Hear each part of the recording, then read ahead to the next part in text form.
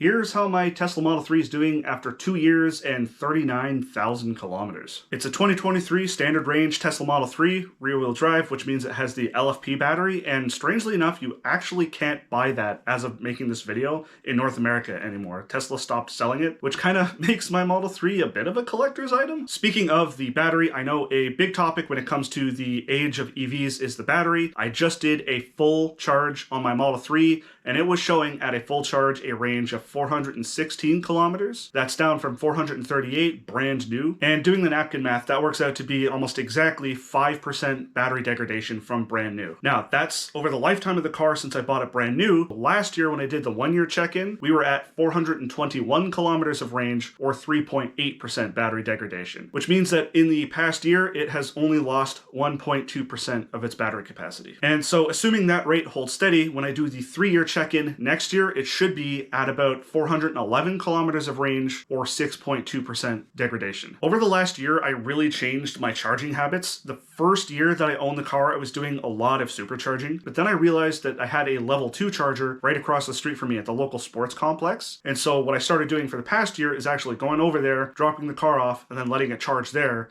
and then going and picking it up later at night once it was fully charged or close to it. And not only should that actually be a little bit easier on the battery in terms of longevity, but it's also cheaper. It costs me half of what supercharging does. And since it is a LFP battery, you do need to charge it to 100% to make sure that the battery stays calibrated. So obviously here on the Mike in the Woods channel, we use this Model 3 for a lot of road trips and car camping trips, year round in summer and in winter. So anyways, we got up to a total of 4 adventures with it this past year. I did an overnight winter stealth camping in a Walmart parking lot. I took it out camping at a campsite in minus 15 degrees. I did a small road trip to test out the full self-driving during the first free trial that Tesla handed out. And the largest of the adventures I went on was another road trip out to Halifax and back. That's 1,700 kilometers each way. And the whole thing was done using full self-driving. If you've watched my 1 year review, I still had the damage on the rear passenger door and rear quarter panel from when my wife accidentally drove into a concrete pillar. At the time, I mentioned I had an appointment set to actually finally get that repaired. And yeah, not long after making that video, I went out and had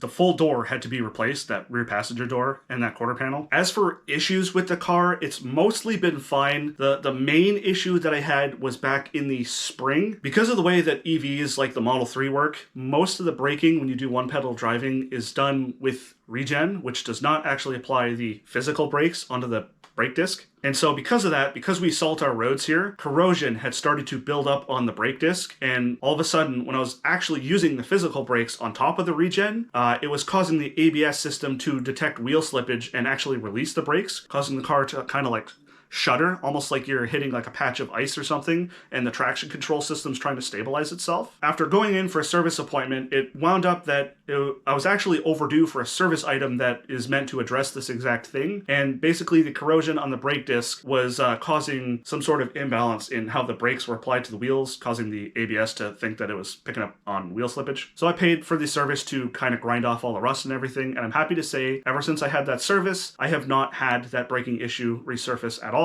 And going forward, I will make sure every spring I get that service done just to avoid that problem happening in the future. In the past 2 years of owning the car, that is the only service item that I've had to do. But now that I'm coming up on 2 years of owning the car, there is actually 2 additional service items that I should look into getting tackled. The first is pretty simple. It's just replacing the cabin air filter. And the second one is the brake fluid level check, just to make sure that it's fully topped off. There are some other minor issues that I have going on. The one that immediately comes to mind is in the trunk, at the top of the trunk, there's a trim piece that's super loose. I'm not quite sure what happened, but it refuses to snap back into place. It doesn't look like I broke a clip or anything, but yeah, it won't fit back into place, and it just kind of dangles there loosely. And then the rear passenger seatbelt, for some reason, occasionally, it likes to get stuck and not unspool for the passenger in the seat, and it actually takes quite a lot of fighting with it to get it to work. It's happened a couple times now, and if it happens again, I am going to schedule an appointment to get that replaced, because the car still is under warranty. It's got a 4-year general warranty, or 80,000 kilometers, whichever comes first, and since I don't pile on the mileage onto my car, I'm still well within that warranty period. There is some just wear and tear that's on the car now that it's,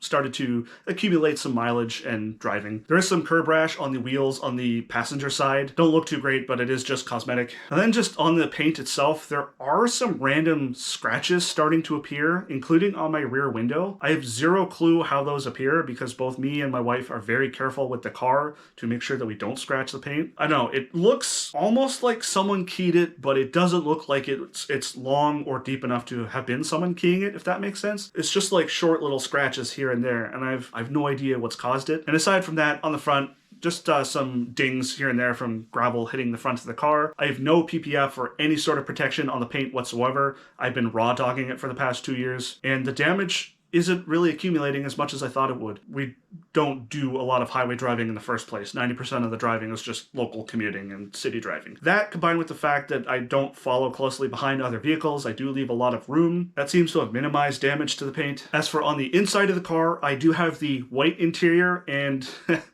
this is what my seats look like after 2 years and no cleaning whatsoever. Yes, I know, I need to actually clean them. It's not as bad as you would expect, but it's definitely showing some age. As for the tires, my tires are actually still going strong. They're still the OG tires that came with the car. And while I do have a set of winter tires that I rock during the winter, and speaking of which, I'm actually overdue to go get those put on for this season, a good 35,000 of the 39,000 kilometers on the car's odometer are on the original tires, and I still have plenty of tread depth left. And that's probably because I don't drive like a lunatic. I wouldn't say I'm a super conservative driver, but I'm not like slamming on the gas pedal every time I take off from a light. And overall, even though some issues are starting to crop up, I really love driving this car. It's quiet, smooth, torquey, and just continues to be a really great EV for car camping year-round and road trips.